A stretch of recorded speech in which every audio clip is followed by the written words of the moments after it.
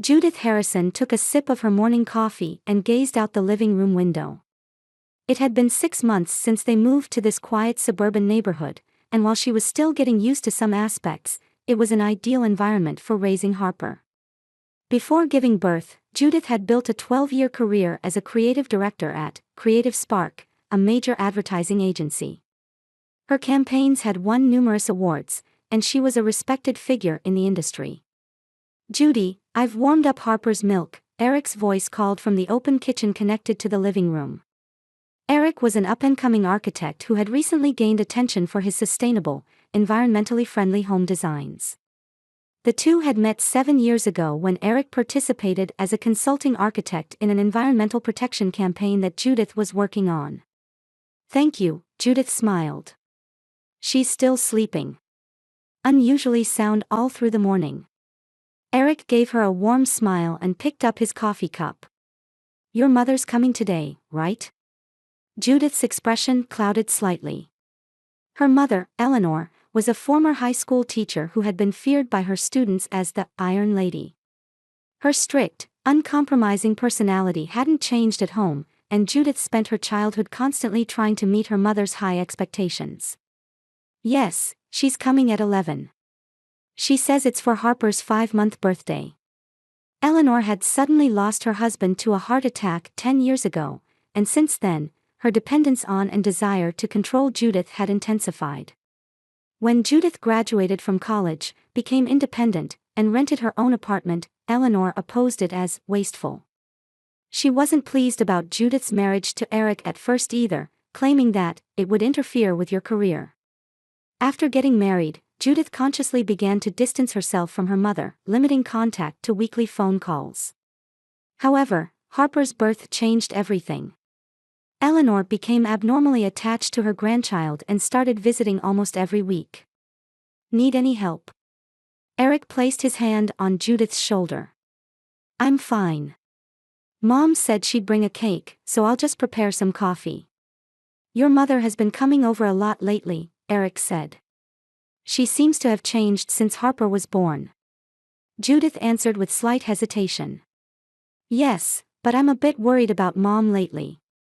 Every time she comes, she nitpicks about how I'm holding the baby wrong or how I should do this instead. Last week, she even canceled the babysitter while I was out and insisted on looking after Harper herself." Eric shrugged. "Maybe she just loves her granddaughter. She's her first grandchild, so she must be excited." "Maybe, but..." Judith trailed off. Eric probably couldn't fully understand her complicated relationship with her mother. He had grown up in a warm family, and his parents still respected his life choices.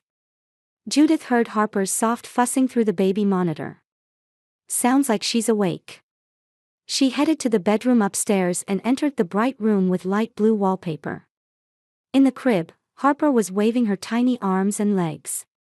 She had inherited her father's brown curly hair and big blue eyes, but her calm expression and intelligent gaze resembled Judith.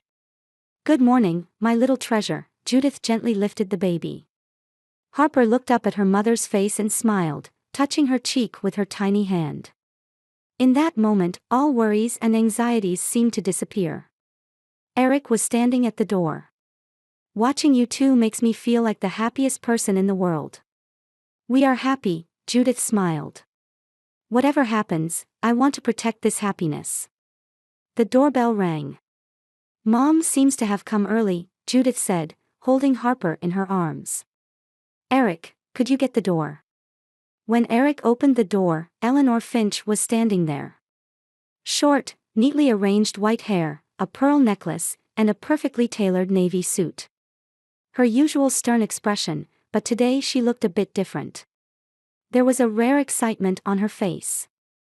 "Good morning, Eric," Eleanor briefly greeted him and proceeded to the living room. When she spotted Judith and Harper, her expression softened unusually. "Oh, my adorable granddaughter. Are you happy to see Grandma?" Eleanor reached out for Harper and took her from Judith. Usually, she would criticize Judith for holding the baby incorrectly, but today, unusually, she said nothing. Instead, She pointed to a large box placed beside the sofa. Today is a special day. I brought a present for Harper. Eleanor gently held Harper and showed her a large gift box. Open it, Judith. Judith approached the box and untied the ribbon. Inside was a sleek black and silver stroller. A glossy aluminum frame, soft-looking black seat cover, and the latest suspension system. It was clearly a luxury item, probably costing 3 times the normal price. Mom, this is... Judith was at a loss for words. It's a special order, top-of-the-line model, Eleanor explained proudly. A custom model from a leading European manufacturer. It's worthy of my beloved granddaughter. But such an expensive item. Judith couldn't hide her bewilderment. Eleanor had always been someone who despised wastefulness. Judith remembered that even when she wanted a small toy as a child, she was admonished that extravagance is a sin. So why this sudden expensive present? I'll do anything for my granddaughter, Eleanor smiled with unusual softness. Judith felt uncomfortable with that smile. How many years had it been since she'd seen her mother smile like this? Eric opened his eyes wide. This is wonderful, Eleanor. It's the latest model, isn't it? You've changed, he winked at his wife. Let me show you how to use it, Eleanor handed Harper to Eric and began to unfold the stroller. This handle can be adjusted for height. And this is the special braking system. She explained the brake operation method with particular care. Always use this on slopes. Safety first. While Judith had mixed feelings about her mother's enthusiasm, she expressed her gratitude. Thank you, Mom. It's a lovely present. That afternoon, Eleanor left unusually early, and the rest of the day passed peacefully. Harper was in a good mood, and Judith and Eric tried out the new stroller around the house. The operation certainly seemed good, though the way to apply the brakes was a bit unique. I might try going to the park with it tomorrow, Judith said. Sounds good. But I have a meeting with a client tomorrow, so I can't join. Take some pictures for me, Eric replied. The next morning, Judith put Harper in the new stroller and set out for their first walk. The spring sunshine was warm, and the neighborhood trees were covered with pale green leaves. The stroller indeed had a smooth ride, and Harper hardly seemed to feel the bumps on the usual uneven roads. However, as she continued walking, Judith noticed that the handle felt a bit stiff. It required more force than expected, especially when trying to turn. Maybe it's just because it's new, she thought and continued her walk. About 15 minutes from her house, on the viewpoint atop a small hill, there was a beautiful view overlooking the entire town. There, Judith happened to meet an old friend, Kathy Adams, who lived in the neighborhood. Judy. It's been a while. Kathy greeted her cheerfully. So this is Harper I've been hearing about. She's absolutely adorable. The two sat on a bench at the viewpoint and chatted about raising children and local gossip. Kathy, a mother of 2, gave various pieces of advice as a parenting veteran. That's a lovely stroller, Kathy remarked admiringly. Is it new? Yes, my mother gave it to me. Yesterday. Eleanor did. Kathy seemed a bit surprised. It's unusual for her to give such a luxury item as a present. Yes, I was surprised too. Come to think of it, Kathy casually mentioned, I saw Eleanor at Davis Home Center last week.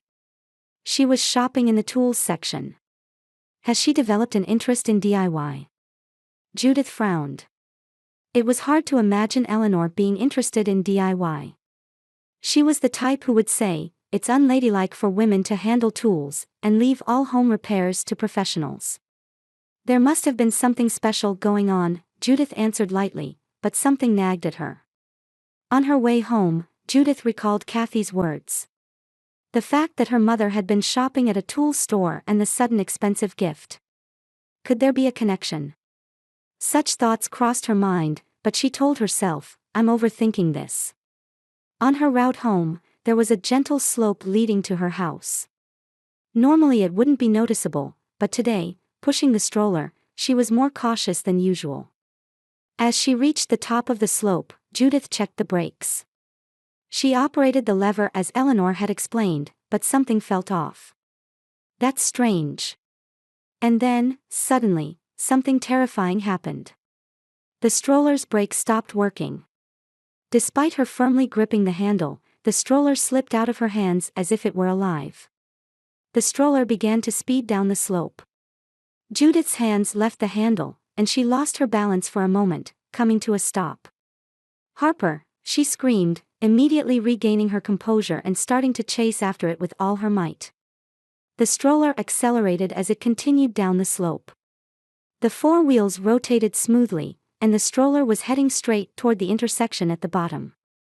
Beyond that was a main road with frequent traffic. "Someone stop it. Help!"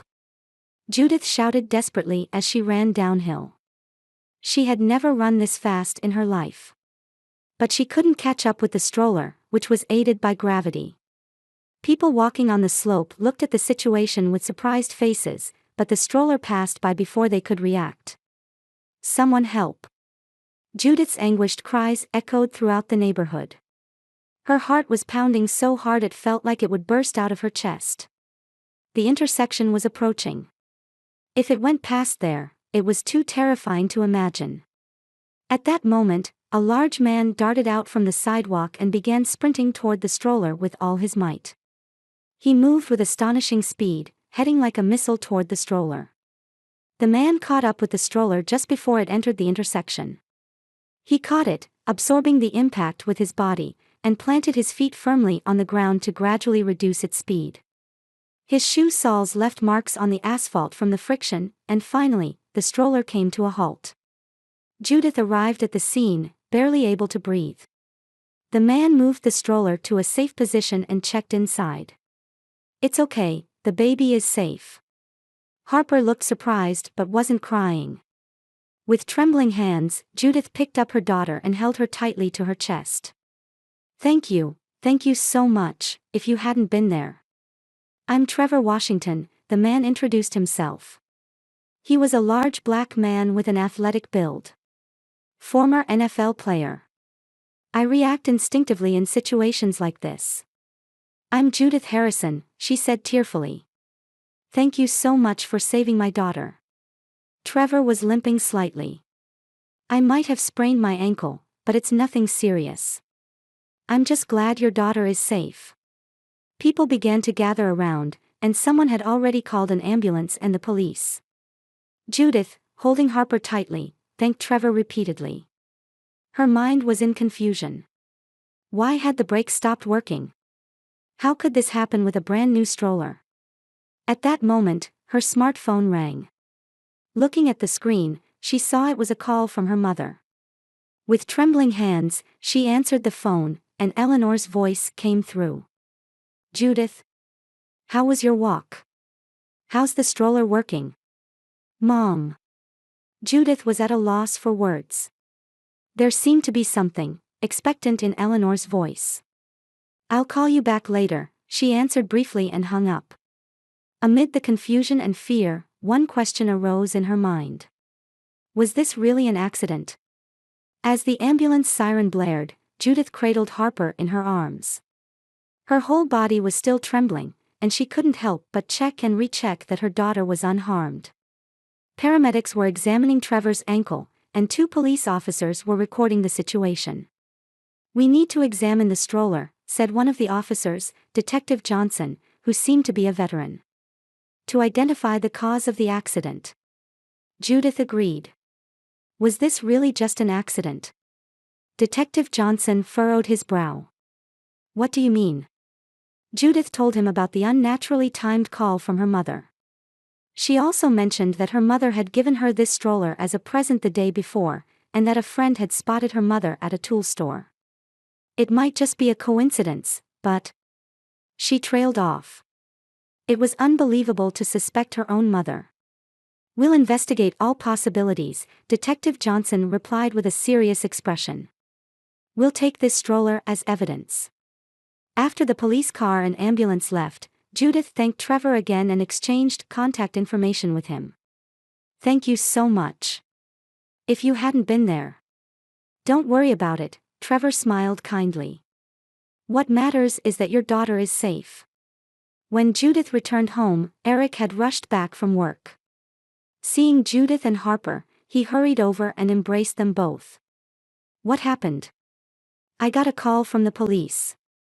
Judith explained everything, how the stroller's brakes had suddenly failed, how Harper had careened toward the intersection, how former NFL player Trevor had saved her, and about the unnaturally timed call from her mother. What does this mean? Eric shouted, his face turning red. Your mother, surely not. I don't know, Judith shook her head. But I'm scared, if Mom really did. Who would do such a thing? Eric was trembling with anger. If Eleanor really did this, I'll never forgive her. Harper began to cry, and Judith, while comforting her daughter, said, We don't know anything for certain yet. Let's wait for the police investigation. That night, Eleanor called several times, but Judith didn't answer, letting the calls go to voicemail. All the messages were similar, asking, Are you okay?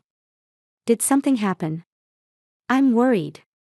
But there was a strange tension in each voicemail, giving the impression that Eleanor was hiding something.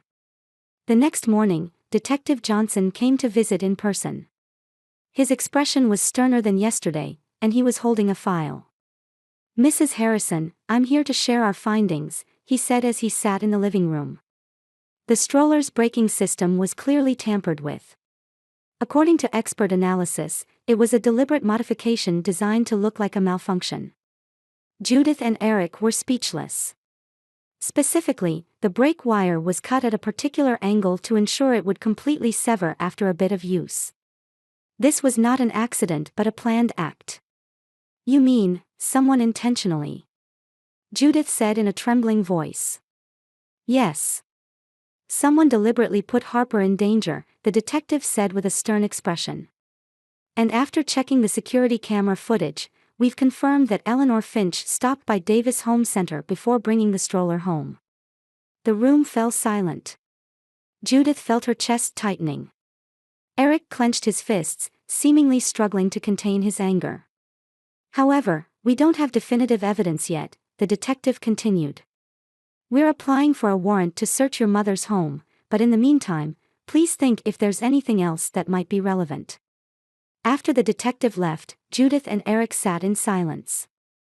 As suspicions about her mother grew stronger, Judith's mind was in turmoil. Her past relationship with her mother, the sudden kindness, the unnatural phone call, it was all starting to connect. Let's go to Eleanor's apartment, Eric said with determination. We need to know the truth. They left Harper with a babysitter and headed to Eleanor's apartment. However, there was no response no matter how many times they knocked on the door. Seeing she's not home, Eric sighed. At that moment, a woman who appeared to be the apartment manager came out from the neighboring room. Are you looking for someone? I'm looking for my mother, Eleanor Finch, Judith answered. Oh, Mrs. Finch left in a hurry this morning. She said there was an emergency. Judith felt uneasy as she asked, if possible, could you show us her room? It's a family emergency. The manager hesitated a bit but seemed moved by Judith's desperate expression. If you're her daughter, just for a moment. Eleanor's apartment was as orderly as usual, but papers were scattered on the table. There were clearly receipts from a hardware store, cutouts from the stroller manual, and diagrams of the braking system. What caught their eye further was a small metal part that had fallen on the floor. It was clearly part of the stroller's brake. Unbelievable. Eric couldn't contain his anger. She really did it. While dazed, Judith opened a drawer of her mother's desk.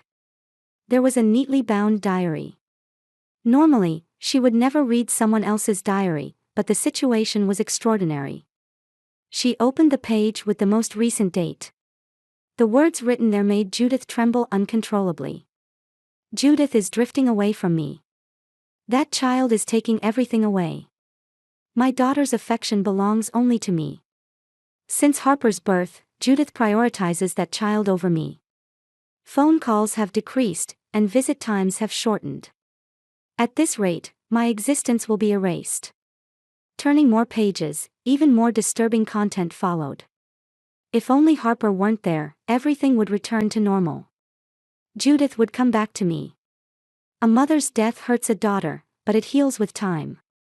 But my pain continues forever. Judith dropped the diary and collapsed to the floor.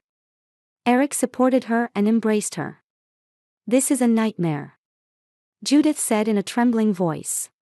Mom really tried to. At that moment, they heard the apartment door open.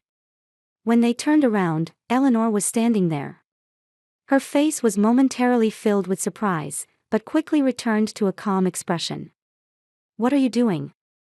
Eleanor asked in a low voice.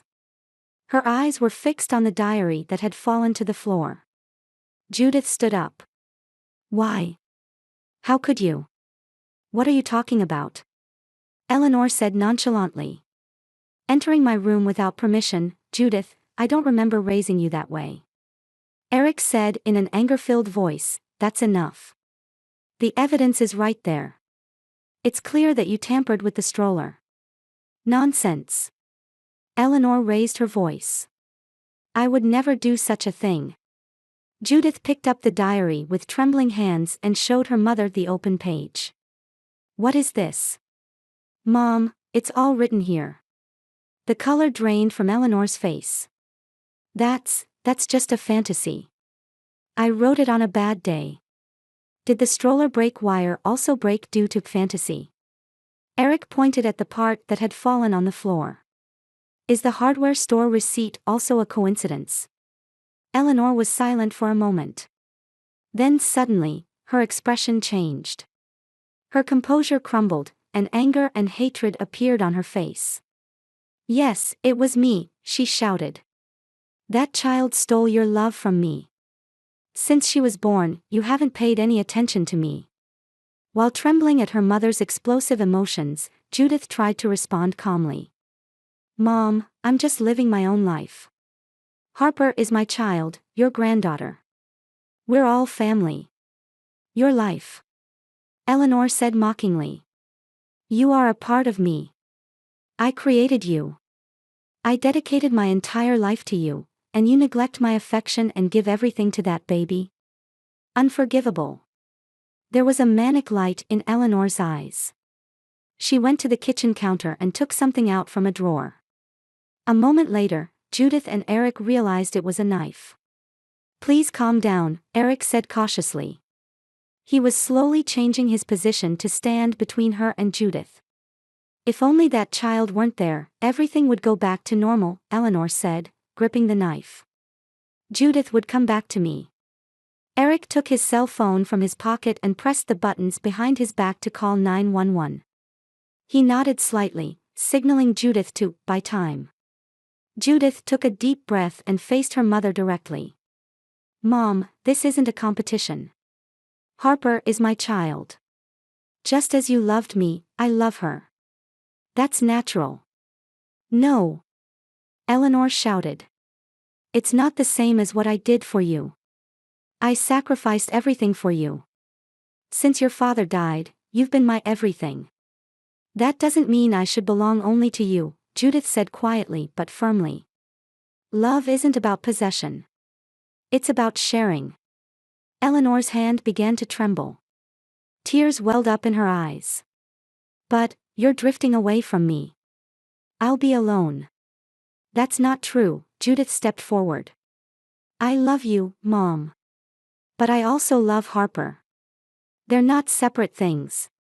If you want to be part of our lives, you need to love and accept Harper. The strength began to leave Eleanor's hand, and the knife fell to the floor. Her body trembled, and she gradually collapsed. I just didn't want to lose you. She broke down crying. At that moment, the door opened, and police officers entered the room.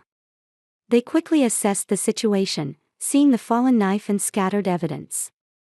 Eleanor Finch, Detective Johnson stepped forward. I'm arresting you on suspicion of attempted murder and child endangerment. Eleanor didn't resist, just stared ahead with empty eyes. She remained silent even as the police officer handcuffed her and read her rights. Judith felt like her heart was breaking with confusion and sadness.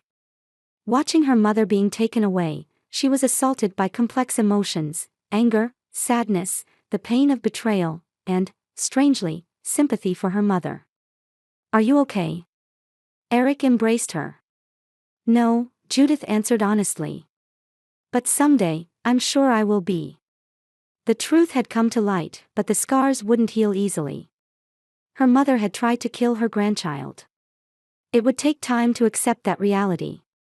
But now, the most important thing for Judith was protecting Harper's safety and her family's happiness. Standing in front of the heavy county courthouse building, Judith took a deep breath. The cold winter wind caressed her cheeks, as if urging her to prepare herself. It was the day of Eleanor's first trial. 3 weeks had passed since her mother was charged with attempted murder and child endangerment. During that time, Judith's life had completely changed. Reporters lurked around the house, and the neighbors' eyes were a mixture of sympathy and curiosity. But what was most painful was facing the reality that her own mother had tried to kill her child. "Are you okay?" Eric placed his hand on her shoulder. His eyes reflected deep concern. "Yes, as much as I can be," Judith nodded slightly. "Let's go." Inside the courthouse, there was a solemn atmosphere. Prosecutors and defense attorneys were organizing their documents, and a small number of people sat in the gallery. When Judith and Eric took their seats, they felt the gaze of strangers. "The prosecutor wants to talk to us," Eric said in a low voice. Prosecutor Robert Clayton approached and gave them a slight nod. "Mrs. Harrison, today the results of the psychiatric evaluation will be presented.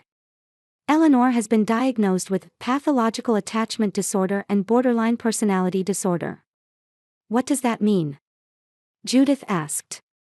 "The defense will plead not guilty by reason of mental illness," Clayton explained quietly. "However, we will prove that she had the ability to distinguish right from wrong at the time of the act.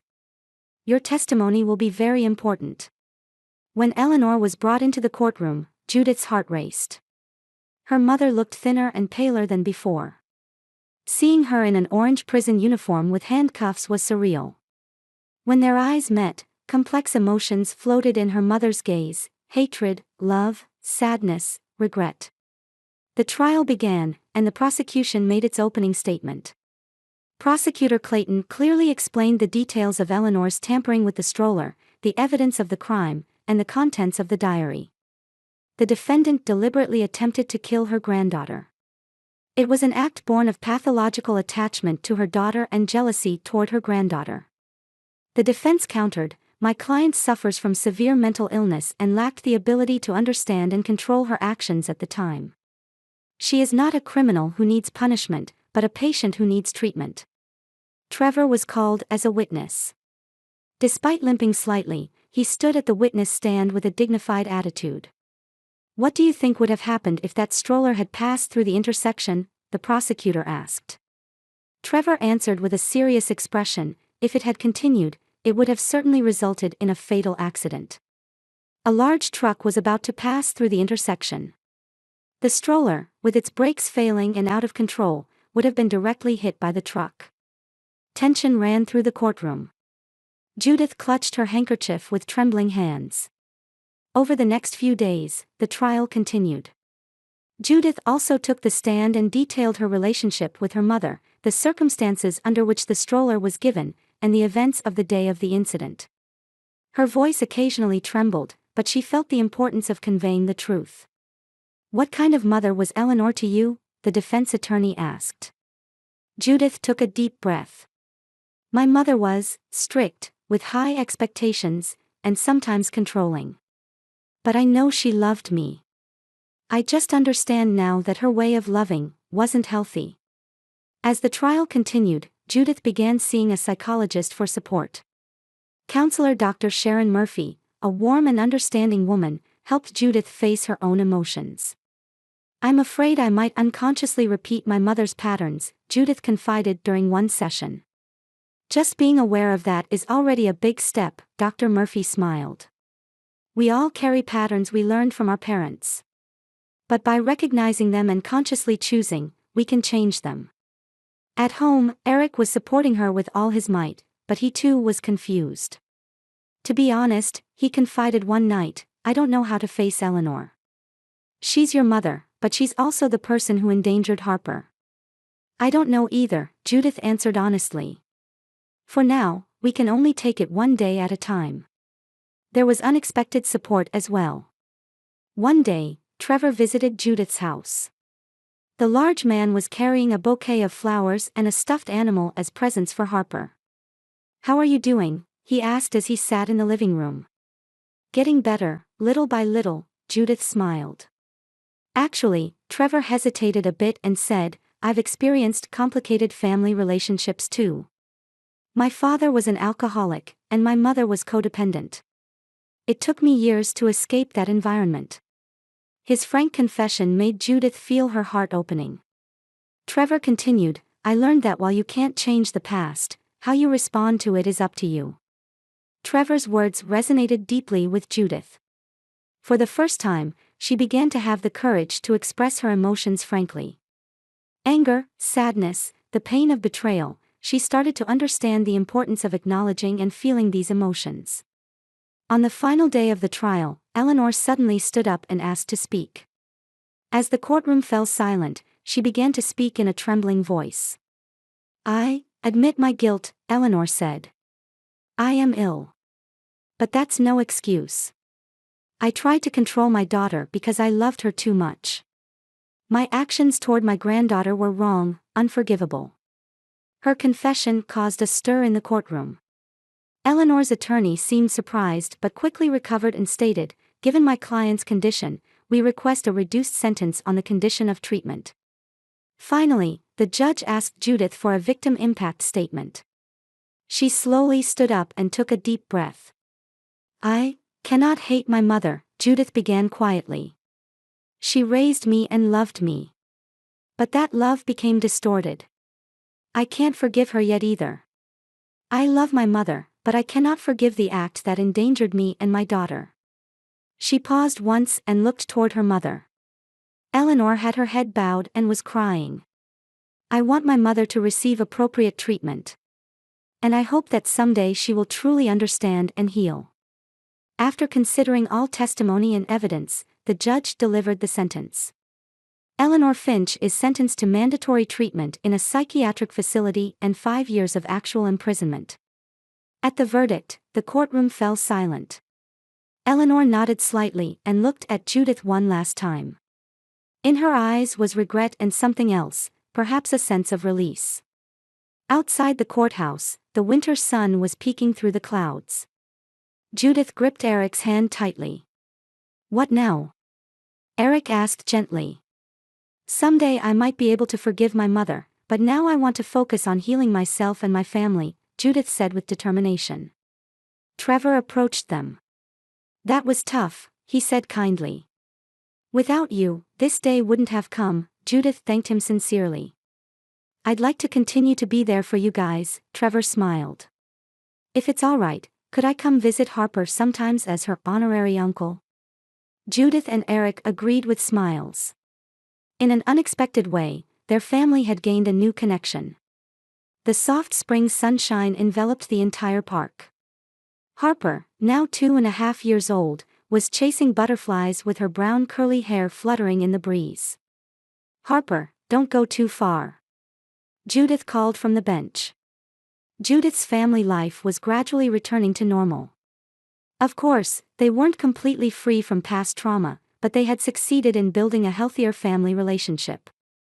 Judith had returned to the advertising agency 6 months ago and was now working part-time, finding a balance that allowed her to cherish time with her family. Eric's architectural firm was also doing well, having recently won an award for environmentally friendly home design. Uncle Trevor. Harper suddenly cried out happily and ran toward the park entrance. Trevor was standing there. He smiled and lifted Harper high. Hey, princess. You've grown.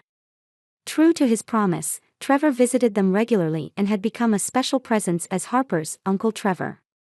Utilizing his experience as a former NFL player, he now ran a sports program for local boys and girls. What did you bring today? Harper asked with expectant eyes. Well, let's see. Trevor pulled a small paper airplane from his pocket. This can fly through the air. Harper let out a cry of joy. Watching Trevor and Harper play, Judith sat next to Eric. He's really a wonderful person, Judith smiled at her husband. Eric agreed. Life is strange.